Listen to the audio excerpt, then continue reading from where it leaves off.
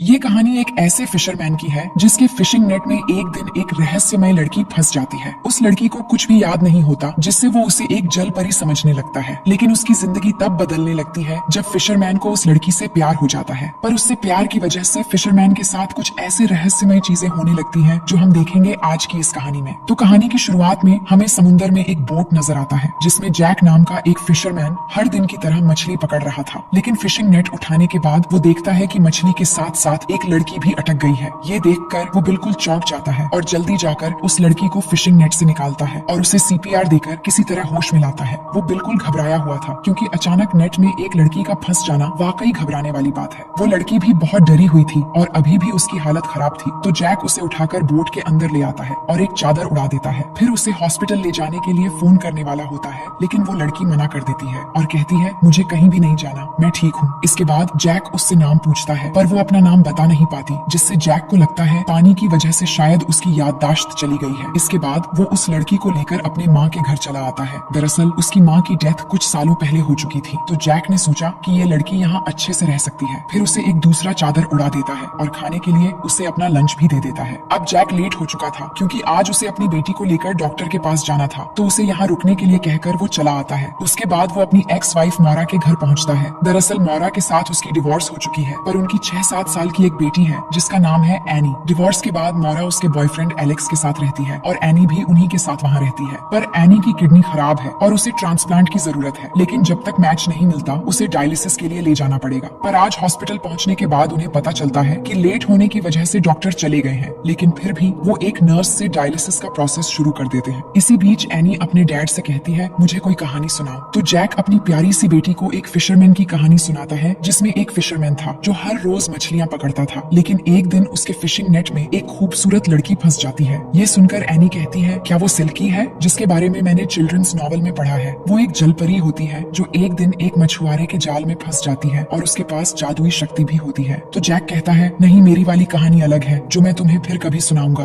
फिर हम देखते हैं कि नर्स एनी के लिए एक ऑटोमेटेड व्हील चेयर देती है जिसे पाकर वो बहुत ही खुश हो जाती है और फिर जैक अपनी बेटी को उसकी माँ मौरा के घर पहुँचा देता है। यहाँ पर मौरा जैक पर गुस्सा करती है क्योंकि वो एनी को लेकर हॉस्पिटल में लेट पहुंचा था। वो कभी भी सही से बात नहीं करती और अल्कोहलिक भी है। इसके बाद अगले दिन का सीन देखते हैं जहां जैक अपनी माँ के घर जाता है और उस लड़की से मिलकर उसकी हालचाल पूछता है। अब जैक फिशिंग में जाने के लिए बोट तैयार कर रहा होता है तो वो लड़की कहती है मुझे भी लेकर चलो, पर जैक कहता है फिशिंग में लड़कियों को ले जाना बैड लक होता है और वैसे भी आजकल मेरा बैड लक ही चल रहा है। लेकिन उसके जिद करने पर वो मान जाता है। अब आगे उन दोनों को फिशिंग बोट पर देखते हैं। जैक पूछता है क्या तुम्हारा नाम याद आया है? वो कहती है अभी तक तो याद नहीं आया, पर तुम मुझे ऑनलाइन बुला सकते हो। अब जैक मछली पकड़ना शुरू कर देता है, लेकिन आज उसे मछली नहीं मिल रही थी। इतने में ऑनलाइन बहुत ही खूबसूरत आवाज में गाना गाने लगती है और जैक देखता है कि ऑनलाइन के गाने की वजह से उसे बहुत ही अच्छी मछलियां मिलने लग गई हैं। ये देखकर वो खुश हो जाता है। फिर ऑनलाइन भी उसकी मदद करती है और इस तरह दोनों मिलकर बहुत सारी मछलियां पकड़ लेते हैं। इसके बाद वो किनारे पर चले आते हैं और जैक मछलियां लेकर मार्केट जाने के लिए तैयार हो जाता है। फिर वो ऑनलाइन से कहता है तुम हर रोज मेरे साथ चल सकती हो और जितना फिश सेल करके प्रॉफिट होगा उसमें से कुछ पैसे मैं तुम्हें भी दूंगा, और फिर उसे मार्केट भी चलने के लिए कहता है। लेकिन ऑनलाइन कहती है मुझे लोगों से मिलना पसंद नहीं है। जैक कहता है तुम मुझसे तो मिलती हो, जिस पर वो कहती है मुझे सिर्फ तुमसे मिलना अच्छा लगता है। ये कहकर वो चली जाती है। इसके बाद जैक मार्केट जाकर फिश सेल कर देता है। फिर एक शॉप में जाकर ऑनलाइन के लिए एक ड्रेस खरीदता है। इसके बाद स्कूल में जाकर अपनी बेटी एनी से मिलता है। एनी अपने व्हील चेयर से जाने लगती है और जैक अपनी गाड़ी से, और ऐसे ही चलते हुए एनी अपने डैड से वो कहानी कंटिन्यू करने को कहती है। तो जैक कहता है वो लड़की फिशरमैन के साथ रहने लगती है और वो सिंगिंग करके अलग अलग फिश को अपने पास बुला सकती है। एनी कहती है मेरी वाली स्टोरी की जो सिल्की है वो भी अंडर वाटर अपने साथियों से गाना गाते हुए बात करती है। और इस तरह बात करते हुए एनी के घर तक आ जाने के बाद जैक अपने घर की तरफ चल पड़ता है और घर पहुंचकर ऑनलाइन को उसकी ड्रेस दे देता है। इससे वो बहुत खुश हो जाती है और जैक के गाल पर एक किस करती है। फिर जैक पूछता है तुम कितने दिन यहाँ रहने वाली हो? तो वो उल्टा पूछती है मैं कितने दिन यहाँ रह सकती हूँ? जैक कहता है अगर मुझसे पूछो तो मैं हमेशा तुम्हें यहीं पर रहने दे सकता हूँ। इसके बाद जैक गाड़ी लेकर कहीं जा रहा होता है, तभी हम वहाँ एनी को देखते हैं जो अपने डैड का पीछा करते हुए यहाँ तक आ पहुंची है क्योंकि उसे लग रहा था कि शायद उसके डैड उससे कुछ छुपा रहे हैं। इसके बाद जैक को देखते हैं जो अक्सर चर्च में आकर फादर से कन्फेशन किया करता था, पर आज वो कन्फेशन में फादर को ऑनलाइन के बारे में सब कुछ बता देता है कि वो लड़की उसे किस तरह मिली थी और पूछता है क्या वो लड़की कोई जलपरी हो सकती है क्योंकि उसे कुछ भी याद नहीं है और वो अपना नाम भी बता नहीं पा रही। फादर कहते हैं मुझे कोई आइडिया नहीं, पर तुम्हारी बात मुझे बहुत ही अजीब लग रही है, इसीलिए इसलिए मेरा सजेशन ये रहेगा कि तुम संभल कर रहो और आगे क्या होता है मुझसे आकर कन्फेस करते रहना। फिर अगले दिन जब ऑनडाइन नहा रही थी तभी एनी वहाँ पहुंच जाती है और ऑनडाइन को देख लेती है और अब ये बात कंफर्म हो जाती है कि उसके डैड यही बात उससे छुपा रहे थे। उससे लग रहा था कि ये वही सिल्की है जिसके बारे में उसने चिल्ड्रंस नॉवल में पढ़ा था। फिर वो ऑनडाइन से कहती है, तुम वही लड़की हो जिसके बारे में मेरे डैड जैक बात कर रहे थे। तुम्हारा सील कोट कहाँ है जिसे दफना देने से तुम 7 साल जमीन पर रह सकती हो। मैं जानती हूँ तुम्हारे पास मैजिकल पावर्स भी हैं। क्या तुम मेरी बीमारी को ठीक कर सकती हो? ऑनडाइन उसके पास आती है और उसकी प्यारी प्यारी बातें सुनकर उसे वो बहुत अच्छी लगती है। वो समझ जाती है कि एनी उसे जल परी समझ रही है। एनी उससे बहुत सारे सवाल पूछती है पर वो कोई जवाब न देकर खुद को एनी की नोबेल वाली सिल्की ही समझने देती है और कहती है, आज से हम फ्रेंड्स हैं। फिर एनी जाने लगती है। तभी वो कहती है कि हम फिर कभी मिलेंगे और बहुत सारी बातें करेंगे। अब आगे हम ऑनडाइन को देखते हैं जहाँ जैक आकर कहता है, मैं फिशिंग के लिए जा रहा हूँ, क्या तुम साथ चलोगी? जिस पर वो मान तो जाती है पर वो कहती है कि वहाँ तुम्हारे अलावा कोई और नहीं होना चाहिए। जैक भी कहता है कि हाँ ऐसा ही होगा। अब आगे जब वो समुद्र में होते हैं तो जैक ऑनडाइन की तरफ थोड़ा अट्रैक्ट होने लगता है क्योंकि वो बहुत खूबसूरत थी। इसके बाद वो गाना गाने लगती है जिससे जैक को आज भी बहुत सारी मछलियां मिलती हैं। तभी उनकी बोट के पास से गार्ड की एक बोट गुजरती है जिससे ऑनडाइन छिप जाती है। फिर 2 ऑफिसर बोट की तलाशी लेने के लिए आ जाते हैं और तलाशी लेते वक्त वो ऑफिसर्स ऑनडाइन को ढूंढ लेते हैं और जैक से पूछते हैं, तुमने इस लड़की को यहाँ क्यों छुपा रखा है? जैक कहता है, लड़की साथ रखना मेरे ख्याल से इलीगल जैसा कुछ नहीं है। वो ऑनडाइन से पूछते हैं, क्या ये सच कह रहा है? तो वो कहती है कि हाँ, मैं अपनी मर्जी से यहाँ आई हूँ। ये सुनकर ऑफिसर्स वहाँ से चले जाते हैं। अब उनके जाने के बाद ऑनडाइन के बारे में सबको पता लगना ही था, इसलिए अब उसके छिपे रहने का कोई भी फायदा नहीं है। इसके बाद वो मार्केट जाकर फिश सेल कर देते हैं। फिर वहाँ एनी भी आती है और तीनों कपड़े खरीदने के लिए शॉप पर जाते हैं। यहाँ भी एनी सिर्फ सिल्की के बारे में बातें कर रही थी कि वो कहाँ रहते हैं और वो ऑनडाइन को अभी भी नोबल वाली सिल्की ही समझ रही थी। इधर ऑनडाइन एक ड्रेस पहनकर आती है जिससे वो बहुत ही खूबसूरत लग रही थी। इसी बीच हम एक अनजान आदमी को देखते हैं जो किसी की तलाश में यहाँ आया है। अब ये कौन है और क्या ढूंढ रहा है ये हमें कहानी में आगे पता चलेगा। अगले सीन में एनी ऑनडाइन के पास जाती है और कहती है, मैं भी तुम्हारी तरह स्विमिंग करना चाहती हूँ। तो ऑनडाइन उसे ले जाकर स्विमिंग सिखाने लगती है। तभी उसे पानी में एक बैग मिलता है जिसे वो कई दिनों से ढूंढ रही थी। वो उसे बाहर निकालती है जिसे एनी देखकर पूछती है, क्या यही तुम्हारी सील कोट है? वो कहती है कि हाँ, यही मेरी सील कोट है। तो एनी कहती है, इसे जल्दी से जमीन में दबाना होगा, तभी तुम यहाँ 7 साल तक रह सकती हो। जिसके बाद उस बैग को नदी के किनारे एक जगह दबा देते हैं। एनी इन सब चीजों को एक गेम की तरह समझ रही थी। फिर ऑनडाइन उसे कहती है, ये हमारा सीक्रेट है, तुम ये बात किसी से भी शेयर मत करना। जिस पर एनी भी मान जाती है। अब उस बैग में क्या था जिसे ऑनडाइन कई दिनों से ढूंढ रही थी, ये हमें आगे पता चल जाएगा। वहीं दूसरी तरफ जैक मोरा के पास एनी को लेने जाता है जहाँ उसे पता लगता है कि वो तो पहले ही यहाँ से जा चुकी है। तो मोरा उसे पूछती है, अब तुम्हारी वाटर बेबी कैसी है? यानी कि उसे भी ऑनडाइन के बारे में पता चल गया था। फिर नेक्स्ट सीन में हम एनी, जैक और ऑनडाइन को बोट पर देखते हैं जो एक कंपटीशन देखने जा रहे थे। फिर सीन उस कंपटीशन पर आ जाती है जहाँ टाउन के सारे लोग जमा थे और वहाँ हम उस आदमी को भी देखते हैं जो किसी की तलाश कर रहा था। अब यहाँ आपको बता दें कि इस आदमी का नाम टॉम है जो असल में ऑनडाइन का हस्बैंड है और वो उसी को ढूंढने यहाँ आया है। अब कंपटीशन शुरू हो चुका था तभी हम एनी को देखते हैं जो ऑनडाइन की असलियत बाहर लाने के लिए जाकर समुद्र में कूद जाती है जिससे पता चले कि वो असल में सिल्की है या नहीं। ये देखकर ऑनडाइन भी पानी में कूद जाती है और कैसे भी करके उसे बचा लेती है। पर एनी की हालत खराब हो चुकी थी इसलिए जैक उसे घर लेकर आता है और मोरा के पूछने पर कहता है कि एनी डक को पकड़ते हुए पानी में गिर गई थी। इसके बाद वो ऑनडाइन को लेकर घर आता है और उसे बताने लगता है कि मैं पहले बहुत ज्यादा शराब पिया करता था। इसी हालत में एक दिन घर पहुंचकर मैंने देखा कि एनी बेहोश होकर जमीन पर पड़ी हुई है और उसकी माँ भी इतनी नशे में थी कि उसे भी एनी की कोई फिक्र नहीं थी। फिर मैं जैसे तैसे करके अपनी बेटी को हॉस्पिटल ले गया और उसकी जान बचाई और उस दिन के बाद मैंने ड्रिंक करना छोड़ दिया। इसके बाद मोरा से मेरा डिवोर्स भी हो गया। पर इतना सब हो जाने के बाद भी मुझे एनी की कस्टडी नहीं मिल पाई क्योंकि मैं एक मामूली फिशरमैन हूँ। उसकी बातें सुनकर ऑनडाइन को बहुत बुरा फील होता है और फिर जैक ऑनडाइन के पास आकर उसे किस करने लगता है और इस तरह दोनों बहुत करीब आ जाते हैं। फिर अगले दिन शाम के बाद जब जैक घर में नहीं था तभी ऑनडाइन का हस्बैंड उसे ढूंढते हुए घर तक आ पहुंचता है पर वो पहले ही उसे देख लेती है और एक जगह जाकर छिप जाती है जिससे ऑनडाइन उसे नहीं मिलती। इसके बाद जब जैक वापस घर आता है तो ऑनडाइन को ढूंढने लगता है। कुछ देर ढूंढने के बाद वो उसे अकेले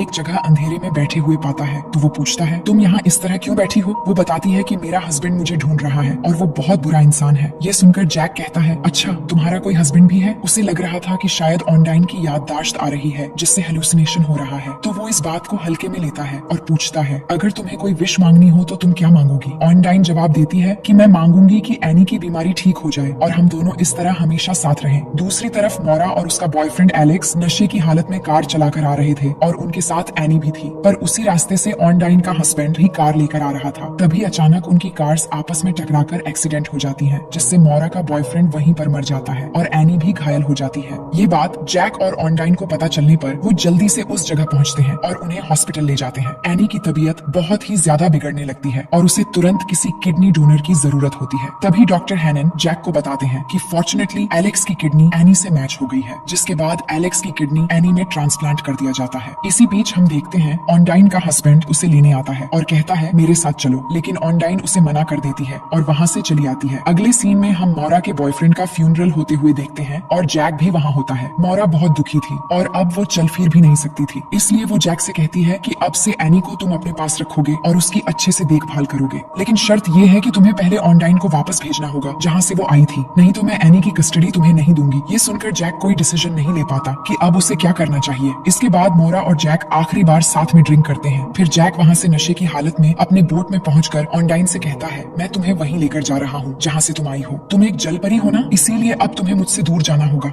ये कहकर वो उसे बोट से दूर एक छोटी सी वीरान आइलैंड पर ले जाने लगता है। ऑनडाइन उसे समझाने की कोशिश करती है कि जैसा तुम समझ रहे हो वैसा कुछ भी नहीं है, पर वो जबरदस्ती उसे आइलैंड पर ले जाकर वहाँ छोड़ आता है और फिर बोट स्टार्ट करके जाने वाला होता है। लेकिन फिर भी ऑनडाइन भागते हुए बोट के पास आती है और उसे छोड़कर न जाने के लिए कहती है, पर ऑनडाइन के रहने से जैक को अपनी बेटी नहीं मिलेगी, इसलिए वो उसकी एक भी बात नहीं सुनता और न चाहते हुए भी उसे वहाँ छोड़कर चला आता है। वापस आने के बाद जैक अपनी बेटी को घर ले आता है, जहाँ एनी उससे ऑनडाइन के बारे में पूछती है तो वो कहता है कि वो जहाँ से आई थी वहीं पर चली गई है। इसके बाद जब एनी टीवी चैनल बदल रही होती है तो जैक वही गाना सुनता है जो ऑनडाइन अक्सर गाया करती थी। इसे सुनकर उसे यकीन हो जाता है कि ऑनडाइन कोई जलपरी नहीं बल्कि एक इंसान है, इसलिए वो बोट लेकर उसे वापस लाने के लिए उसी आइलैंड पर जाता है और वहाँ कुछ देर ढूंढने के बाद ऑनडाइन उसे मिल जाती है, जहाँ वो उससे माफी मांगता है। फिर उसके पास जाकर अपना जैकेट उसे पहना देता है और उसे वापस घर चलने के लिए कहता है। अब वो जब घर वापस जा रहे थे तो जैक ऑनडाइन से पूछता है कि तुम असल में कौन हो। तभी ऑनडाइन बताती है कि मेरा असली नाम जोआना है और मैं एक अलग कंट्री का सिटीजन हूँ। मेरा हस्बैंड टॉम एक अच्छा आदमी नहीं है, पर फिर भी मैं उसके कहने पर उसके साथ इल्लीगली ड्रग्स एक्सपोर्ट किया करती थी। लेकिन एक दिन पुलिस ने हमें समुद्र के बीच घेर लिया और मेरे हस्बैंड को तैरना नहीं आता था, इसलिए उसने मुझे ड्रग्स का बैग लेकर समुद्र में कूदने के लिए कहा और मैंने वैसा ही किया। मैं कई घंटों तक तैरती रही और आखिरकार बेहोश हो गई। मुझे लगा कि मैं मर जाऊंगी, लेकिन किस्मत से मैं तुम्हारे फिशिंग नेट में फंस गई और तुमने मुझे बचा लिया। इसके बाद जब वो घर पहुंचते हैं तो देखते हैं कि ऑनडाइन का हस्बैंड उसी बैग को लेने आया है जिसमें ड्रग्स थे। वो कहता है मुझे पता है तुम दोनों ने उस बैग को कहीं छुपा रखा है, मुझे वो बैग दे दो, नहीं तो मैं इस बच्ची को मार दूंगा। तभी जैक उसके साथ लड़ाई शुरू कर देता है, लेकिन वहाँ एक और आदमी आकर जैक पर गन तान देता है। टॉम भी ऑनडाइन को मारने लगता है और कहता है अगर तुमने नहीं बताया तो मैं इन दोनों बाप बेटी को मार दूंगा। तो ऑनडाइन उसे बैग की छुपी हुई जगह बता देती है, लेकिन वहाँ ढूंढने पर टॉम को बैग नहीं मिलता क्योंकि एनी ने वो बैग पहले ही कहीं दूसरी जगह छुपा दिया था। इसके बाद ऑनडाइन उसे सही जगह बताने के लिए कहती है, पर एनी मना कर देती है और कहती है अगर मैंने तुम्हें तुम्हारा सील कोड दे दिया तो तुम चली जाओगी। लेकिन ऑनडाइन उसे समझाकर कहती है मैं कहीं नहीं जाऊंगी, जिसके बाद वो बता देती है कि उसने बैग को रस्सी से बांधकर समुद्र के नीचे छुपा रखा है। फिर टॉम और उसका साथी जाकर बैग निकालने में लग जाते हैं और इसी बीच मौका पाते ही ऑनडाइन टॉम और उसके आदमी को पानी में धकेल देती है, जिससे टॉम तैर नहीं पाता और वहीं पर डूबकर मर जाता है। इसके बाद पुलिस आकर टॉम की लाश और उसके साथी को ले जाते हैं। साथ ही ऑनडाइन को भी हिरासत में ले लिया जाता है क्योंकि वो इस देश की नागरिक नहीं थी। लेकिन जैक ऑनडाइन से शादी करना चाहता था और शादी के बाद वो इस देश की नागरिक बन जाएगी, इसलिए वो उसे जमानत पर छुड़ा लाता है। अब कहानी के आखिर में हम देखते हैं कि वो बोट लेकर शादी के लिए चर्च की तरफ जा रहे होते हैं और इसी के साथ कहानी यहीं पर खत्म हो जाती है। दोस्तों, उम्मीद है कि ये कहानी आपको पसंद आएगी। मिलते हैं आपसे एक और मजेदार कहानी के साथ।